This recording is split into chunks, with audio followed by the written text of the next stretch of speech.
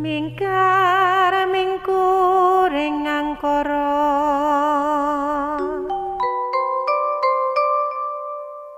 akarana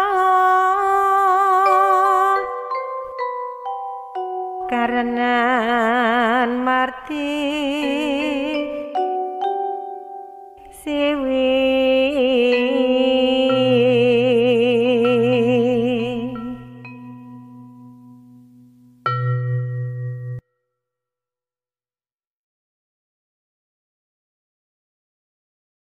Assalamualaikum warahmatullahi wabarakatuh.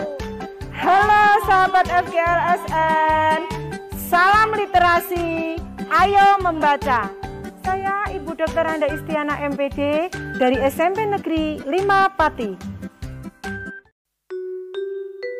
Di sini saya akan membacakan buku cerita yang berjudul Dongeng Rakyat Pati untuk anak-anak dan umum oleh Sriwidayati SPD MPD.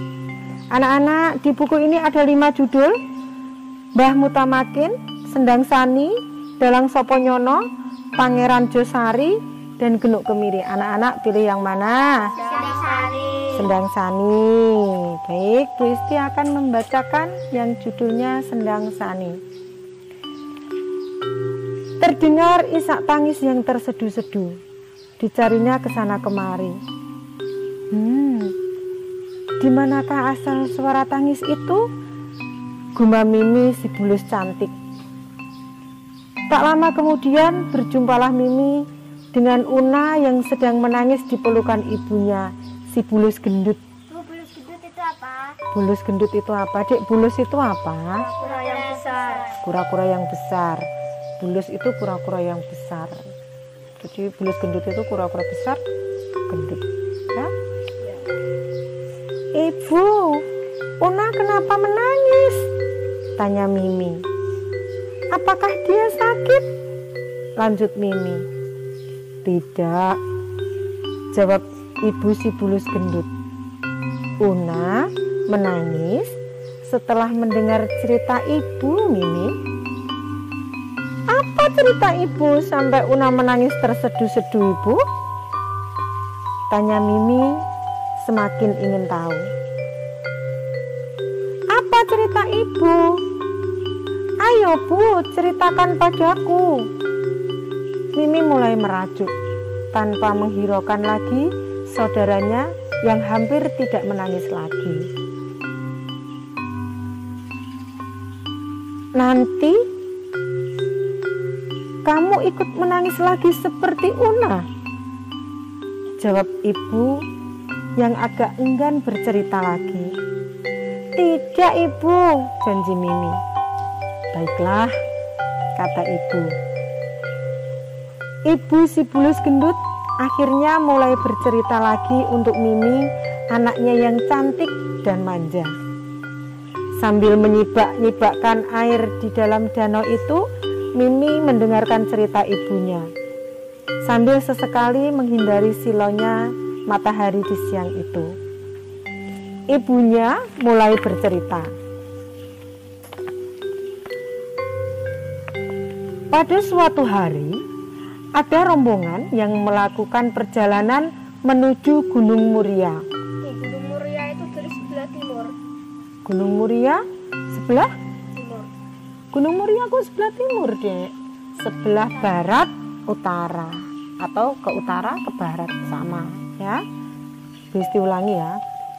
Pada suatu hari ada rombongan yang melakukan perjalanan menuju Gunung Muria. Rombongan itu adalah Sunan Kalijaga dan para abdinya. Setelah waktu duhur tiba, Sunan Kalijaga berkata, "Wahai pengikutku, sekarang sudah tiba saatnya untuk melaksanakan sholat duhur." "Tapi Sunan, kita ambil wudhu di mana?" kata abdinya kebingungan. "Iya, lagian aku haus, Sunan," kata abdi yang kelihatan letih, telah lama berjalan dan kehausan sejak pagi belum minum. Berarti Sunan Kalijaga itu abdinya banyak ya, lebih dari satu ya. Bisa diteruskan ya, Dek? Ya. Kalau wudhu tidak ada air, kita bisa tayamum. Tapi kalau haus, kita bagaimana, Sunan?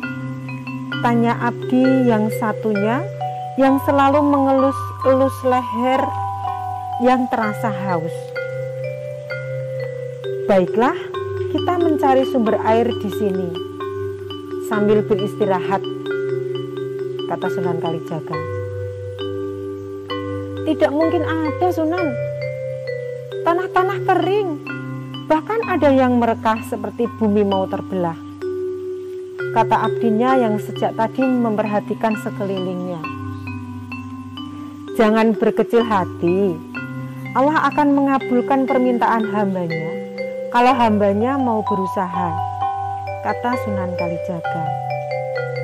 Tak lama kemudian, Sunan Kalijaga mengeluarkan sebuah tongkat dan berkata, "Carilah pohon yang besar dan rindang. Setelah menemukannya, tancapkan tongkat ini di bawah pohon tersebut. Tetapi pesanku, beritahukan padaku dulu jika terjadi sesuatu dengan tongkat ini."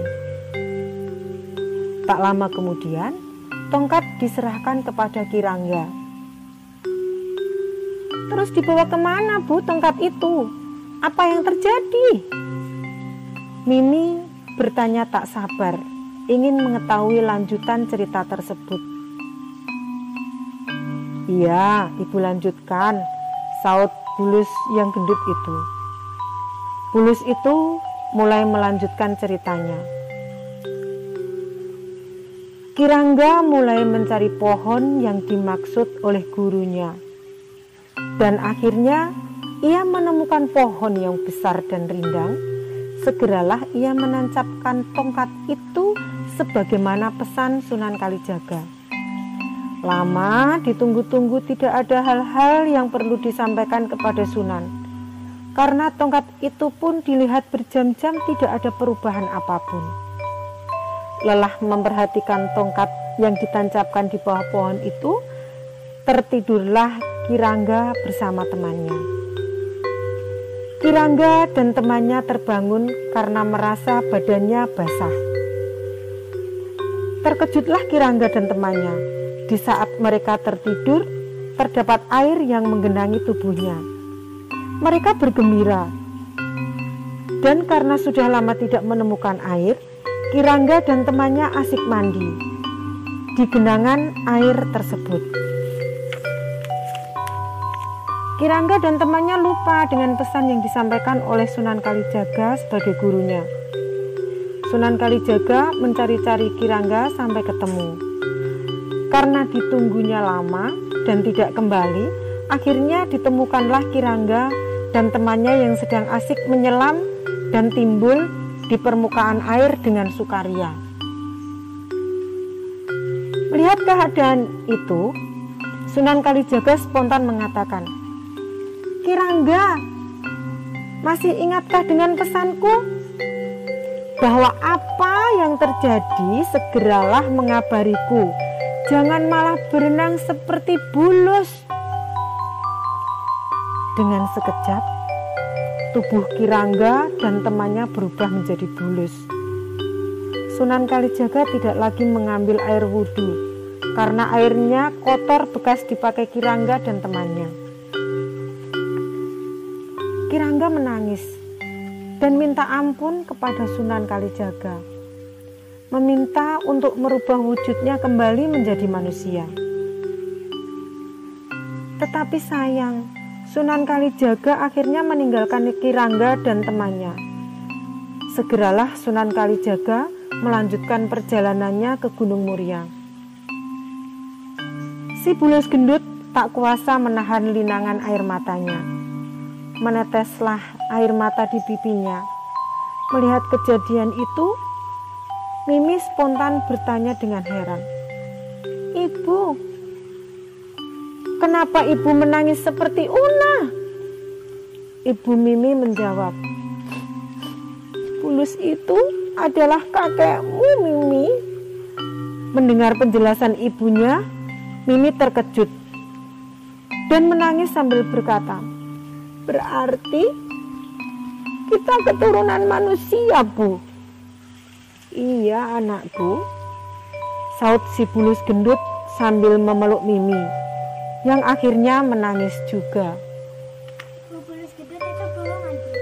Bulus gendut itu berarti bohongan, berarti jelmaan. Ya, Cah, jelmaan dari siapa tadi? Kirangga dan teman-temannya. Itu saja dulu cerita dari Bu Isti yang berjudul Sendang Sani. Ya, nanti lain waktu Bu Isti cerita lagi yang lain. Oke ya?